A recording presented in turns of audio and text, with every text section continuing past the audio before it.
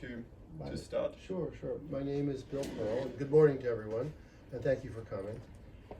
My name is Bill Pearl. I live in Palm Beach Gardens, Florida. I'm the author of two novels, Col Boudon, Paris 1968, or in English, Hearts on Fire, Paris, 1968, and Mission in Paris, 1990, which is the sequel to the first book. The sequel? There we go. Those are the two. And this I'm very proud of is the Vietnamese edition. So there we go.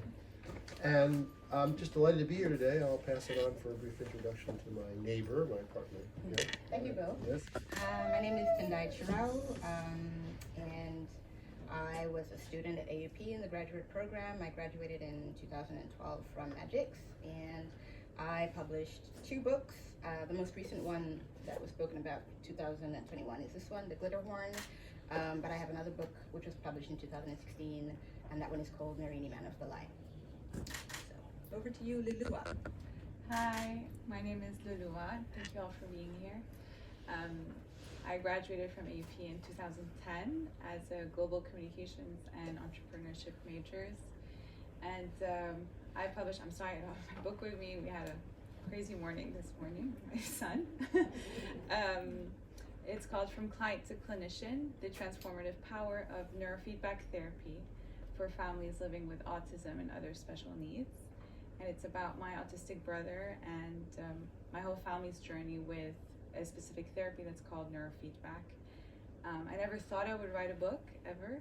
So the fact that I'm here and that I wrote this book and that I'm even recognized to be doing this is really an honor. Great, that's a nice transition to the first question that I wanted to ask all of you, namely, how did you become a writer? Did you always think you would become a writer? Louloua already told us she hasn't thought so for a long time. Perhaps was there a particular moment in your life that triggered this motivation to become an author? Was there perhaps something related to your experience of living in Paris or studying at AUP that was related to initiating that writing process? So what was it that made you become a writer? Bill? I think for me it was something innate and uncovered in myself at some point in my life. My earliest recollection was when I was in either 7th or 8th grade. I had an English teacher in my prep school, and we had a creative writing project, and so I wrote a short story that took place in Disneyland, and you didn't know it was Disneyland, and I sort of conveyed all the adventures of this young person going through the different parks, Frontierland, and all the things that happened to him that were appropriate to the park that they were in. At the end, I reveal it's in Disneyland. It was a big deal, big reveal. So my teacher wrote back to me, and he said to me, not quite a Hemingway in his note, but you show promise, Bill. And I thought, wow, that's great, because I enjoyed writing that little short story very, very much. And maybe that's the first experience I can recall where my love of working with words was where I got feedback to support my love of working with words, acknowledgement, so to speak. And then there were others afterwards, but I won't bore you with any more. So it's early. My love of working with words is something that came to me early, and that I have done consistently all my life, and notwithstanding the fact that I've done different things other than be a writer, I always found a way to work with words during the course of my life in everything I did, and enjoyed it, and had a passion about it. Similar to Bill, I kind of discovered it early on when I was in primary school. You know, my father was an educator, so like there were always books everywhere, and my mom was always like hiding on the weekends, and when you found her, she was cloistered somewhere reading a book.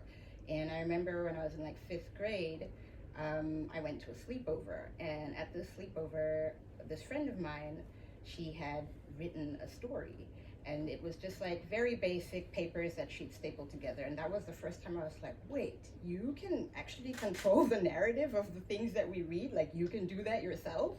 And that was like, for me, the moment when I was like, oh, this is interesting. I want to sort of, you know, be somebody who's in control of other people's lives. But yeah, it happened early for me, and from then on, like Bill, I did a lot of things in and around books and reading and writing? I had a very different story. I grew up in a multi-language family, so in my French high school, they kept telling me, you don't write well, you don't write well, you don't write well, until I got to AUP, and they actually really helped me learn how to write and structure my thoughts. And there were a few professors who really encouraged me. And after that, professionally, when I started learning what it was to be a neurotherapist, I saw that there was a gap in literature of what it's like to have scientific work, but it's not applied to real life. And I felt like there weren't stories of clients or of clinicians that were teaching or sharing their stories of what it's like to go through a certain therapy. So I decided to write with my mentor, and it took 5 years to finish the story and publish it, but it grew with me, and I enjoyed it so much. It was hard, but I loved it, and I hope I'll get to write again. Great. So Louloua is a great panelist, also that jumps at the next question that I'm about to ask, which I very much appreciate. So maybe we can continue directly with you. So what is the content of your latest book? So the latest book, I got the title here. It's a long title, From Client to Clinician. So and then the subtitle is actually the long part, The Transformative Power of Neurofeedback Therapy for Families Living with Autism. So in a nutshell, what is this book about? So it's a mix of story and teaching about the brain and about behavior, and about, really the whole book is about creating change in our lives and in someone and how they can progress. So it's really a conversation between me and my mentor, and as I'm trying to learn through the field and trying to understand my brother and trying to understand my own change and my own mental health as time goes by.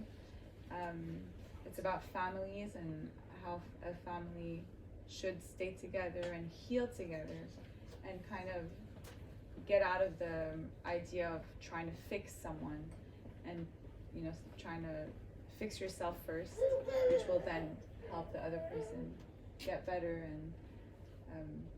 and really just about neurofeedback, which is an amazing therapy that is not out there enough. It's an alternative way of teaching the brain how to self-regulate, and you basically control your brain waves and get better. Okay. Tendayai, over to you. Could you say something about the glitter horn, your latest book? What it's about? Yeah. So the glitter horn is essentially about surviving abuse in relationships. So it's a fictional story of a woman who lives in Paris, and she's in this abusive relationship, and it walks her through the journey of like self-realization and then empowerment, and then her steps to get away and rebuild her life. So it's also very much about the transformative power that Paris as a city has in a lot of people's lives, but also it's about healing. So yeah. Thank you very much. And Bill, your latest book, Commissioned in Paris, Yes, 1990. yes. This book is the sequel to the first. The first is about a young American who comes to Paris in May of 1960. Well, it comes before May. He comes to study in Paris in 1967, 68. And he comes from a middle-class Jewish American family where at home he's subject to the pressures of the day, the question of whether you're for or against the war. And in those days, most people were for the war and supported the war. He didn't, and he was somewhat of an outcast because of that in his own family. He knew inherently that the war was a wrong thing to do, but others around him didn't. And he kind of looked at Paris as a way to escape to a place that would take him away from all the conflict at home, the demonstrations, the violence on the campuses that took place. And of course he came to Paris in 1968, which was not a place to escape anything. In fact, he went from the frying pan to the fire. He falls in love with a young Vietnamese woman who he sees in the metro, who's being accosted, and he falls in love with her. It turns out she is the daughter of Le Duc Than, who's a fictional version of a gentleman by the name of Le Duc Tho, who was a member of the Vietnam's Politburo of the day, secretly in Paris negotiating a halt to the bombing with the Johnson administration. And My Han is his daughter. So he falls in love with her. And as the story in the first book progresses, they have an affair and she becomes pregnant, and she is sent home by her father to end the pregnancy. He's just heartbroken from this, and that's where the first book ends. And in the second book, it picks up 22 years later, and he by now is a very successful, very wealthy entrepreneur, a radio entrepreneur, about to buy the largest chain of radio stations in America. And he's asked by the Secretary of State, through an old friend of his, to go and do a secret mission in Hanoi to discover whether or not the Vietnamese government would be willing to enter into peace negotiations. Because amazingly, even by the mid-70s, the United States and Vietnam hadn't really established a peace agreement. The war had ended with the helicopters that came off the roof in 1975 that we all see and saw pictures of. But an actual peace accord and an end to the embargo between Vietnam and the United States didn't take place till after that. So he was sent on this mission, and who does he negotiate with but his My Han, his former lover, who is now an assistant to the chairman of the party, and very ambitious and very successful in her political career. So they unite, and he discovers that he has a son, that the child that he thought was terminated, the pregnancy that he thought was terminated was not. Spoiler alert. So he discovers he has a son. And then the story continues. And really, if there's a theme to it, it's a theme of reconciliation, both at the individual level, between a father and son, between former lovers, and between political institutions, governments as well. That's perhaps the overriding theme of the second book, the power of reconciliation, the importance and the possibility of it in even the most difficult circumstances. That's what's woven through the story, and I think the primary, most important lesson of the book. And is there going to be a sequel to the sequel? Is it going to be a trilogy? Is it going to be Paris in 2010 or Paris in 2022? My publisher suggested to me a trilogy, and I, of course, fell off my chair into the floor, and then I got back up and I said, well, maybe that's not a bad idea. And so, yes, there is a third book in my mind. It's not been written yet or committed to, haven't started even outlining or doing any of the structural elements of it, but I have an idea of where the story will go, and it'll bring the story up to 2001 in the context of the relationship of My Han, the young woman who's from the first book to the second, and Robert Sandberg, the protagonist of the first two books. So, yes. Okay, we're looking forward to that. Tendai, are you working as well, thinking of another novel at this point? So the sequel to my first novel is coming out later on this year, and then I'm working on the sequel to this book as well, to The Glitter Horn. And could you say us a little bit about one or the other of this? So perhaps the one that is coming out already? So the one that's coming out, so the first novel is a fantasy fiction book, and it deals a lot with somebody who is a third culture person, and she also moves to Paris. And then a lot of really fantastical things happen, and along the way she discovers more of herself and more of what it means to be a global citizen. And it sort of ends on a very sort of sad note. Someone dies. Spoiler alert. But the adventure part of the story and sort of the budding romance that she has from the first book continues in the second book. And I mean, when I wrote the character, I wanted her to start off as sort of being kind of weak, and then kind of go from strength to strength as the books continued. So I think we see a very much a more developed version of her in the second book. and we see a lot more of how their adventure connects to many different places in the world, and with her cultural background as well. Yeah. Great, thanks, Patty. And Louloua, what about you? Do you have any plans, maybe in the same area in between science and interest for the wider audience, or something else? Not at the moment, but I know that, I don't know if that's how you felt also. I feel like if I were to write a new book, which I hope, my second book, I've learned so much from my first one. I know it would be so different and better and stronger, and I've grown so much from my first book. You know, that book was me growing up.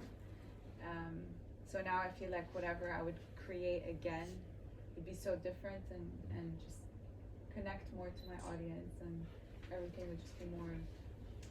Is that something you guys experience? Okay. Definitely.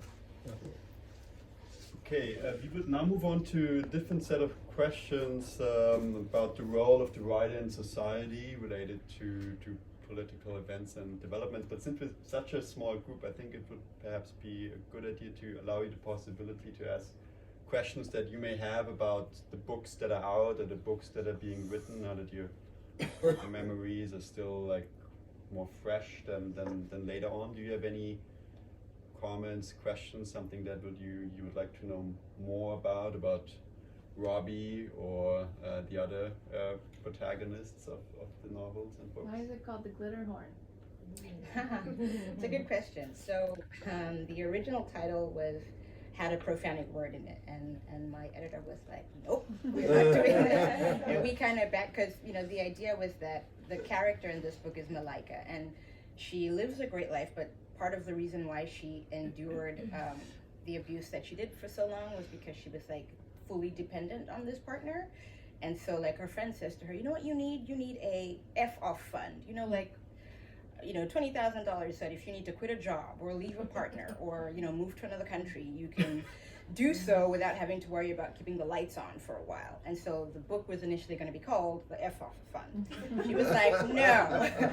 But my character has a daughter who's a gymnast, and at all her gymnastics tournaments, she made it's like a popper, but she puts glitter in it. And so like whenever her daughter's on the floor doing well, she'll like squeeze the popper and glitter goes everywhere. So she calls it a glitter horn. And my editor was like, I really like this because it's horrifying because glitter, is forever, but it's also ingenious. And so we decided to go with abstract. That's why it's called that. Yeah. I got a quick now, Yeah, sure. You would know about autism in this type of therapy, and Billy would know pretty well about being a young person coming to Paris in school in 1967, and you could draw on experiences like that. But how would you gather material for the rest of the story? Did you know a Vietnamese person and to know about abuse, all the sides of abuse? I think writers have to make these things vivid. So, what did you draw on? Both of you? Should I go first? Yeah. Well, I drew upon both personal experience and my imagination. I think a lot of people ask me, like, am I the character of the book? And the answer is that a lot of the aspects of the character in the book I share, some I don't.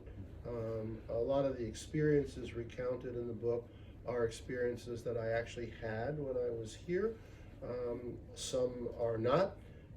So the way I look at it, I took my own, especially on the emotional side, if I've ever felt something deeply, I try to tap into my feelings. For example, in the second book, there's a lot about the tension between a father and a son. Well, I was in business with my father for years, and we had a completely contentious relationship. Very painful to me, very extremely so. So I was able to tap into my experience of what that pain was like, and then recreate a fictional relationship between a father and son, and make sure that it was infused with emotions that to the reader would feel real. And so, for me, it was a process of taking the reality of my life and using it as the clay, the raw material, and shaping it into a story. that hopefully would be one that would hold the interest of the reader, and then crafting the words and the language, which is the most fun that I have. I mean, I love to craft words and language and sentences, and so it's like my joy to do that. And then crafting it into something that's readable, that has passages that are memorable, that basically move the story forward and convey some lessons to the reader, hopefully. Yeah, and did that answer your question? I'm not sure. Going to Hanoi and meeting this person, and to describe that, what Hanoi was like and what was at that time. Yeah, I did research along the lines of that. I visited, for example, there's a scene in the second book where I create a fictional hospital in Auvergne. Well, that's where I visited, where I spent time, where I took notes, where I spent time with the mayor of a small town to learn about what it means to be Auvergnat, what it means to be from Auvergne, the historical sense of independence of the people from that region. I had to, do homework to recreate the historical context, because it's an historical novel in an accurate way. On Paris in May of 1968, I read every secondary resource that exists on May 1968, and every primary resource I could find that was not in French, and some that were in French that I understood very little of, but I still plowed my way through them to make sure that I had a good sense of what it was like to be a student through the eyes of those that were on the front lines, in the demonstrations in May '68. And of course I had my own memories of that, but my memories were long ago, and I needed to do a lot of research. That included visiting and working in Paris. It included going to Hanoi, to the Women's Museum in Hanoi to understand, and also to working with some friends in Vietnam who helped me to understand the perspective of a Vietnamese woman, the contemporary perspective, because Mihan is 22 years after her teen years, so she's an adult now. So I needed to understand not just I need to understand the cultural underpinnings of a woman of her age in Vietnam, and I did a lot of basically old-fashioned roll-up-the-sleeves homework to do that, so that I could properly contextualize both the story and the characters in a way that when a person who is from Vietnam read it, they would think, well, it's creditable. It rings true. It's not some foreign person who's writing who's trying to imitate or trying to quickly, without doing any homework, make this person feel real. And I hope in that sense I've succeeded based on reader comments I've gotten, both in France and in Vietnam and in the United States. I think that work I think has paid off for me. Yeah. For me, it's a little bit of what Bill said, but also a bit of writing what you know. So I'm a survivor of being married to a verbally and psychologically abusive person, but I think I did also a lot of research into centers like SOS Femme to find out what somebody trying to get out of this situation would need to do, and what were the legal implications. And also I'm in a writers group, and so I bring in chapters, and it was interesting to me that 90% of the women of varying ages and different cultures could relate to having experienced this kind of abuse at some point in their lives, and so they were able to kind of give me feedback on what would be realistic and what is a bit far out. And some of the really useful feedback was also terminology. Those of you who are in it are, you use terminology and you think everybody knows it, like a gaslighting or dog whistling, but people outside of, people who haven't experienced, toxicity or anything like this, you'd have to break it down into layman terms for them. And so the feedback from the writers group and other people who've lived similar experiences helped me kind of make the experience more credible. Yeah. I would love to hear more. No, you go first, and then. No, I would love to.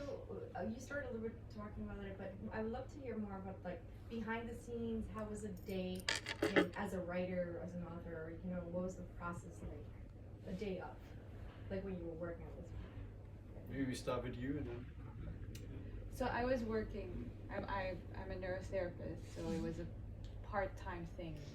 The writing was whenever I had time. But it started off. It was actually interesting. The first part of just writing and getting my ideas on paper was mostly at night, whenever I could and whenever I had some thought, very inspirational. I would just go on and write.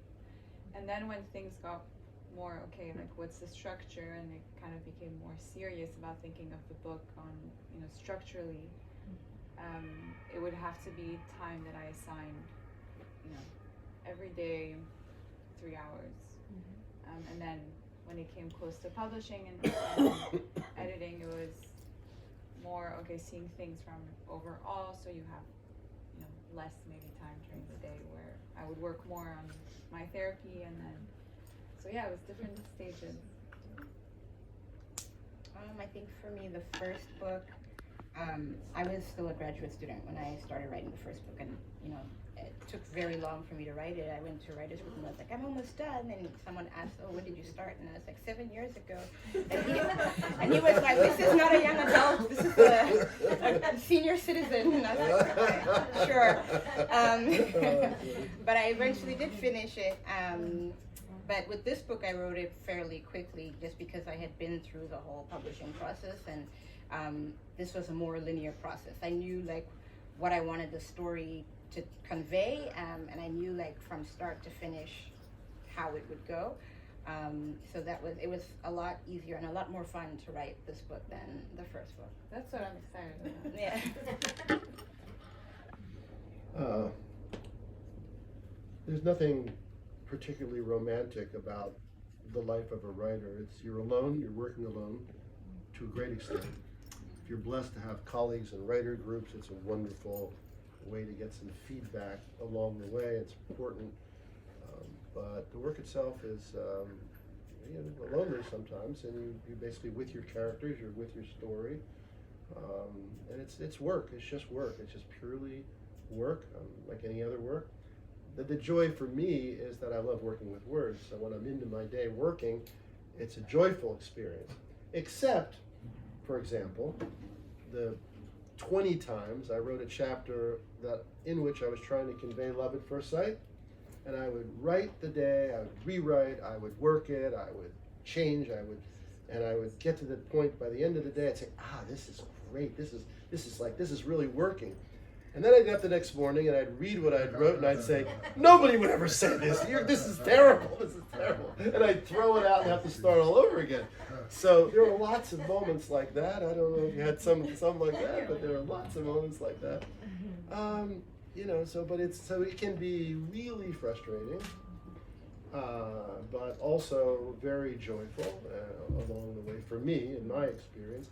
But pure and simple, it's just discipline to work. I don't fit my writing in anywhere. I have to do it full time. I can't, when I'm trying to tell a story, I can't leave it for a couple days and come back to it. If I leave for a couple days, I'm done. I can't. It takes me a couple more days just to get back where I was before. So for me, it tends to have to be at full time. This is what I'm going to do now, and I'm just going to do it. And then, of course, there's an important for me, an important part of the process is the refinement, all the way from the very beginning refinement. This book started on the Queen Mary 2, and I went to the beautiful library there with an outline, with a pen and pencil, and I was just trying to outline where the story could go. And I'd meet my wife, Joanne, for lunch. I'd say, here's what I'm thinking. Yeah, this is that. And she'd say, or she'd say, no, that's good, that'll work. So you sort of craft it. And then the writing part of it is something different once you have a sense of where the story wants to go. And then different writers have different approaches to how they tell their story. Some will never touch an outline, will just write and let the story go where it will go. I tend to do both. I tend to outline, and then I allow myself when I'm writing to let the story digress from the outline, because it's going to go to someplace more interesting that I didn't think of when I did the original outline. And sort of by hook and by crook, you get to the point where you have a draft. And then for me, the next and equally important, if not more important part, of the team of editors you work with. If you have some good editors that will look at your work objectively and give you feedback and say, wait, Bill, this doesn't ring true, this reaction is not appropriate, or doesn't feel right. And then you get into the nuanced sort of feedback that you get when a fresh pair of eyes look at the work, and then you begin the process of revising, which is a huge undertaking in itself. It takes a long time to hone, for me, in my experience, to hone a story down to where it's for sale and there's a story, because it just doesn't happen like quickly. Hard work, commitment, and just work. It's just work. Yeah. Okay, you had a question. Yeah, I was curious. Your book is on science and story. So did you actually use like stories from your own family, and how do you manage privacy and the permissions to tell such a story? Because I can imagine that was a complex situation. Yeah, it was. I'm the eldest of 4, so it was very. Well, I think first of all, what was so interesting is as I was writing. So I think first of all, fiction and nonfiction is such a different writing experience, because you're processing your life and your family's story, and what kind of story do you want to say in the first place, and how do you even want people to portray you. And I always have the fear of, I don't want to paint a picture perfect story, because that's not what it is. So it's always this back and forth. Permission, I used to intentionally I didn't know the timeline of it, but whenever there was a point where I felt like I wrote a lot, I would sit with my family and say, okay guys, this is what I'm writing. Do you first of all agree? Do you have the same perspective as me? Because it's a very different thing. And then for instance, I would ask my mom, this is what I remember. Can I write about this? And then the funny part is one day my parents told me, I was asking, can I say this? And they're like, Lulu, what you don't know are things we never wanted you to know, so don't worry. I was like, oh. No, they obviously ended up telling me, but they were saying, like, as a younger, I'm only a year and a half older than my brother, so there are obviously things that they didn't want me to know, which they ended up telling me. But yeah, it's a lot of permissions and a lot of processing and growing and seeing, even speaking about the future and what we think of maybe autism, or what we think of what growth means, or what we think, what is happiness, and what it is like to have a easy life with someone who has some sort of special needs, and where do you see your future going, and just making sure that we all have the same view of that. It took some time, but we got there. Yeah. Question. We've been talking a lot about the process of writing a book, but I'm also very curious about the moment that it's going to get published and it's going into the world. I can imagine that you're at your most vulnerable, maybe. I would love to hear from you guys, like, how was it the moment it got published, and how was the journey like after?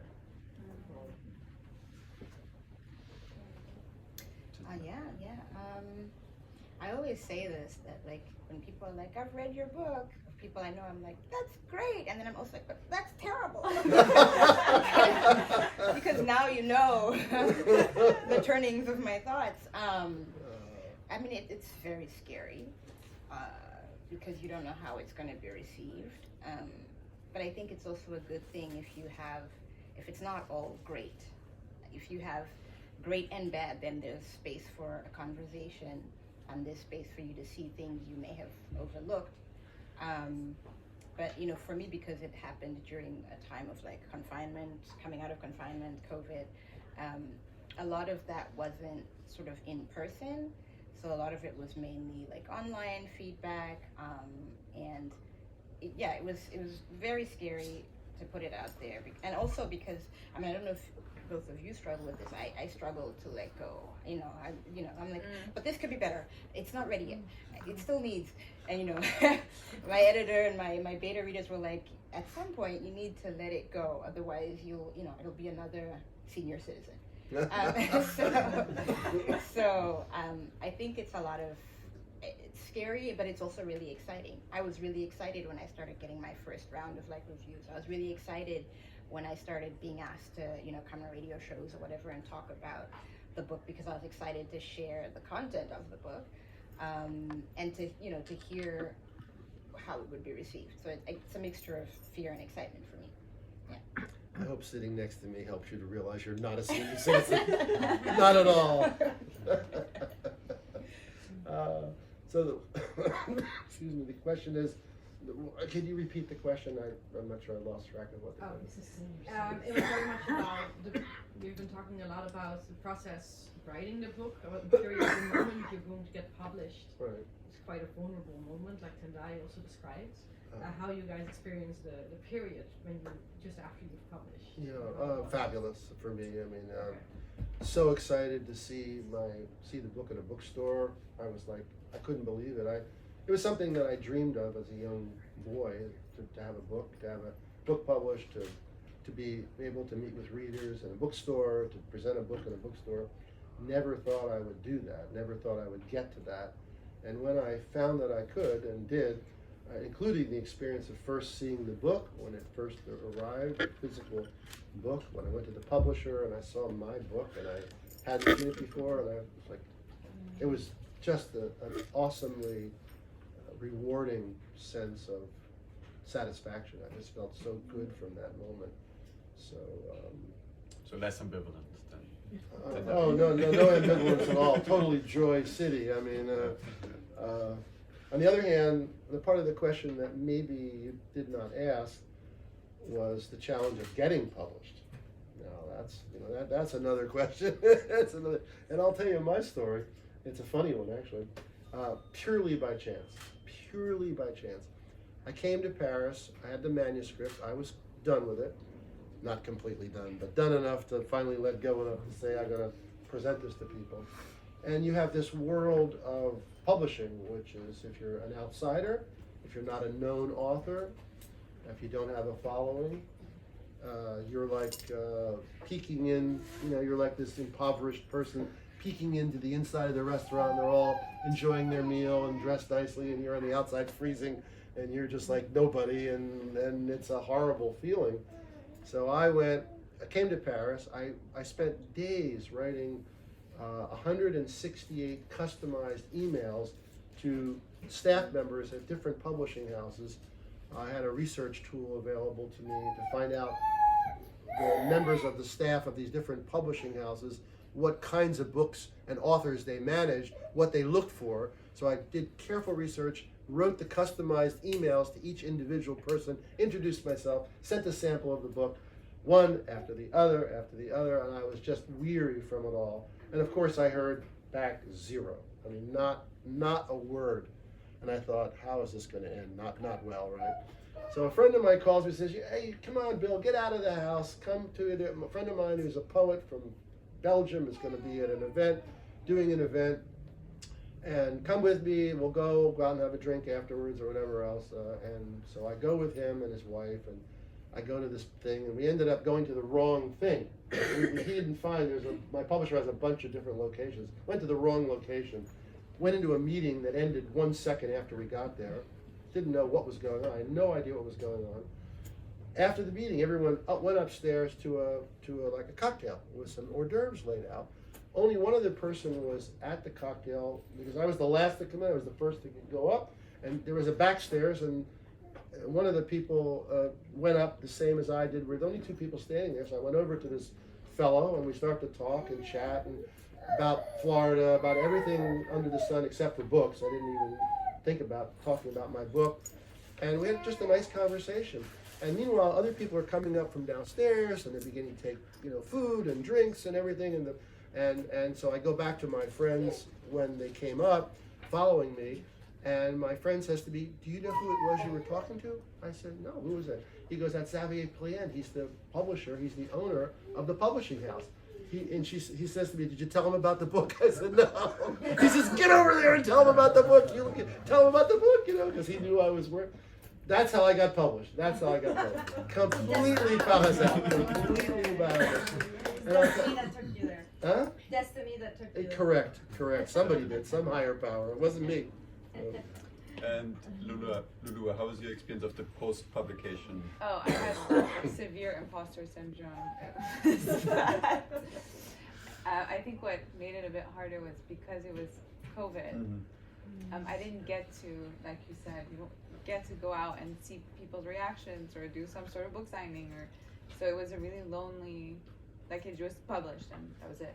Like there was no event, or I had my husband's support and he was amazing. I was like, wait, what if people realize that I'm not an author? And he was like, you are an author. I was like, oh, yeah. Because I ended up self-publishing because my aim was to just get the information out there, and you know, just self-publishing changed the whole publishing world, and just how easy it is now for anyone to write their story.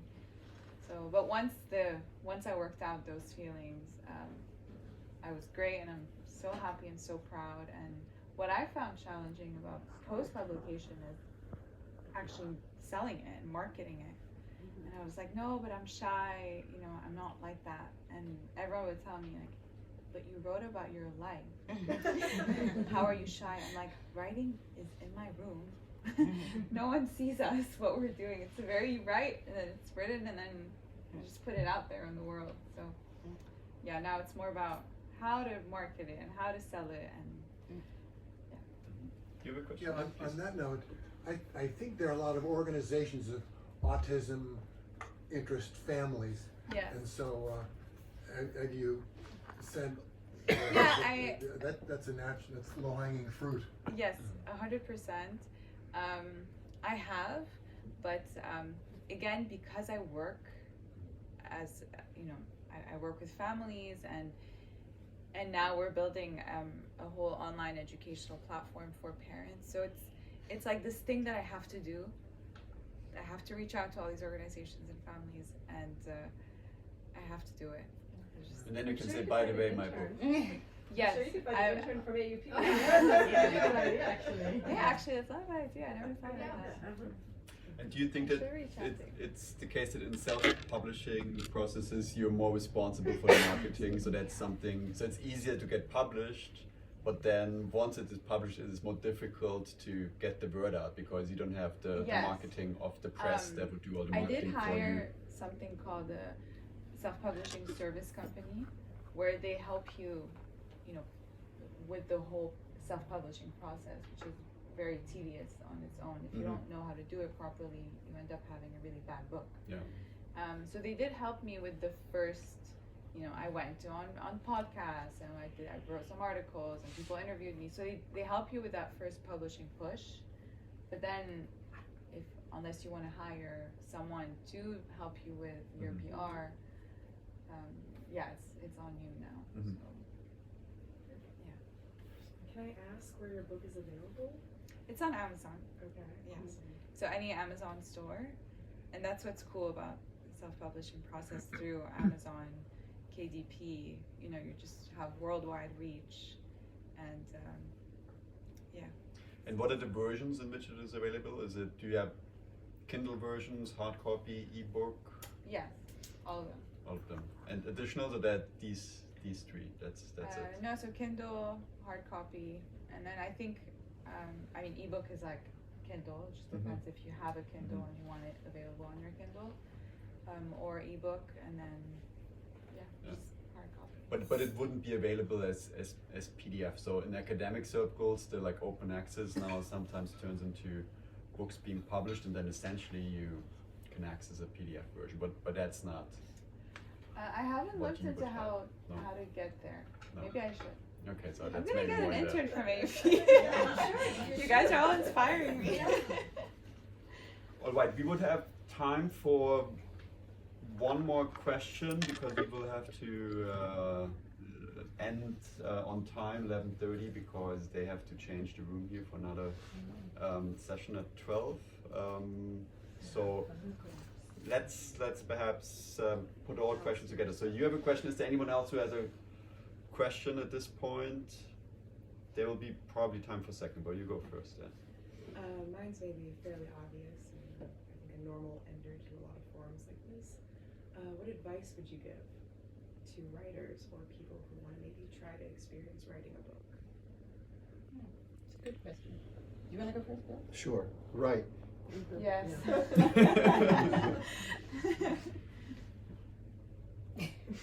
Okay, Tendayai.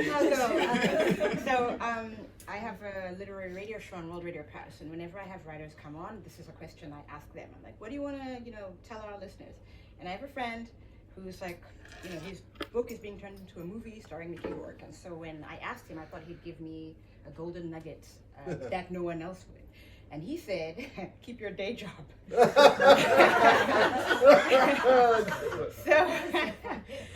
So that's one of them. But I think for me, what's been very helpful is getting connected with other writers. So like, I belong to a writers group. I belong to a group of writers on Instagram also, like a pod group. And those people, because my first book is traditionally published and this second book is not. And so those people have a lot of resources and different experiences about like things you can do for marketing or ways in which you can do like speaking events and ways in which you can keep writing when you're in a writing slump. And so I think being connected with other writers and like having a bit of a support group is really good for not only keeping your steam going, but like figuring things out in the process afterwards. And I hope I don't mind if I share the information that you're heading a writing group at the American Church in Paris. So you're conducting a group. Yeah, I'm the president of the writers group at the American Church in Paris. So, yeah. We're done anyway. Everyone? I think I would say don't underestimate the personal growth that you have to go through, and that we all have things that we need to process to let ourselves really, Bill, you said right, but sometimes we have our own beliefs about ourselves and what we think we're capable, what we're not capable, what people think of us, and sometimes if you stay in that zone of, those thoughts that are limiting, your writing will not get to where it's supposed to be. It's like you really just let that potential go, but for your writing to get to the right place, you have to let go of things, personal, outgrow beliefs.